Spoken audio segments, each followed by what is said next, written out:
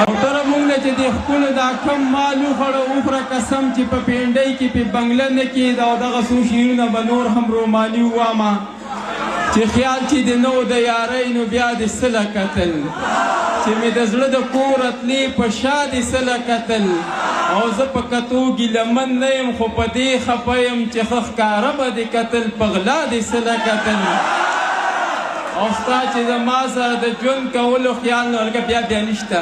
چې ستا چې زما سره د ژوند کولو خیال نه و نو بیا په پالي باندې دا لاس په ما د سله کتل او چې د په سرو وینو کې رنګ په خوب کې ولیدمه لا تعبیرونه په مفتي ملا د سله کتل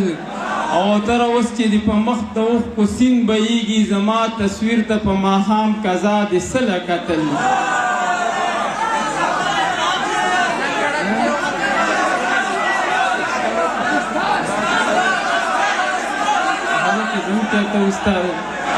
وایس چانسلر صاحب خو ښه په خپله غلی شانو ووته او چې دی ناست وی نو بیا به خامخا دا واړه لږ فادب وو خو هغه هم پکې نشته چې دغه چې ژوند مې ټول تېر کړی ښه په ناز او په انداز وی او چې ستړی مې ساري کې وم چې زم چېرته استاد دی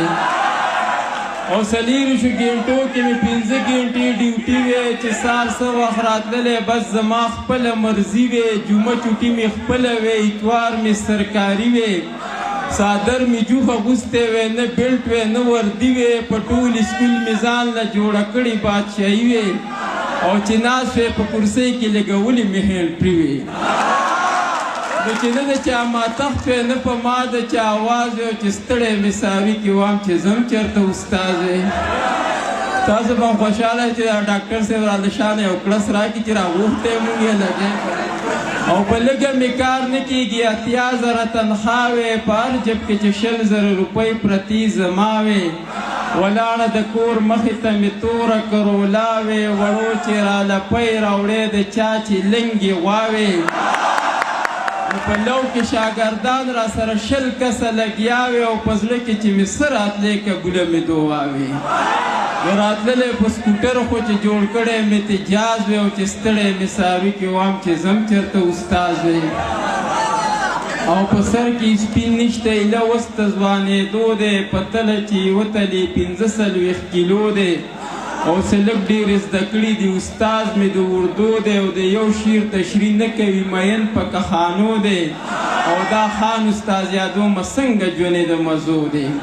نو استاد یې لږ او تر به دې پوه کړی په دې راز وی او چې ستړی مې ساوي کې وام چې زم چېرته استاد وی هغه باندې خان دا فرمایش وکړه چې تش د خولې په پالسګرو پسې مظاهري غزل دی چې تش د خولې په پالسګرو پسې مزه د لباس په دې ملګرو پسې مزه او څه ناسې د کردار امتحان اخله او تش د رنګ په ښېوګرو پسې مزه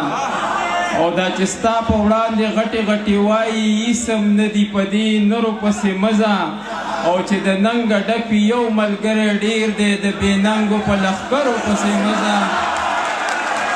مړه چې د ننګه ډپي یو ملګری ډېر دی د بې ننګو په لښکرو پسې مزه او صرف لاس مې په سر کېږده نو ستا یم د بنګال په جادوګرو پسې مزه او د یو بل نه راله زړونه توروي خو د دې خلکو په خبرو پسې مزه او دا غریب د خپل جنون سره لګیا یي د اوتر په دې سندرو پسې مزه یو جهان مننه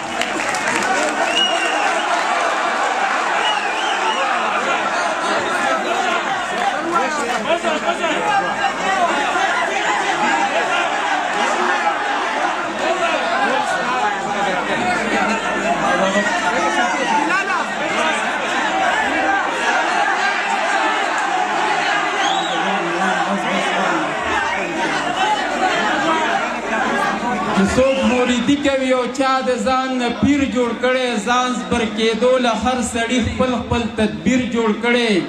او یو چې ترې لاړ شي سمدستي ورته بل کډه راوړي د زړه د کور نه راله ښکلو سم جاګیر جوړ کړی یو چې ترې لاړ شي سمدستي ورته بل کډه راوړي د زړه د کور نه راله ښکلو سم جاګیر جوړ کړی او دومره شتمنه پښتونخوا کې دې سپېرې بدمنۍ د بادشاه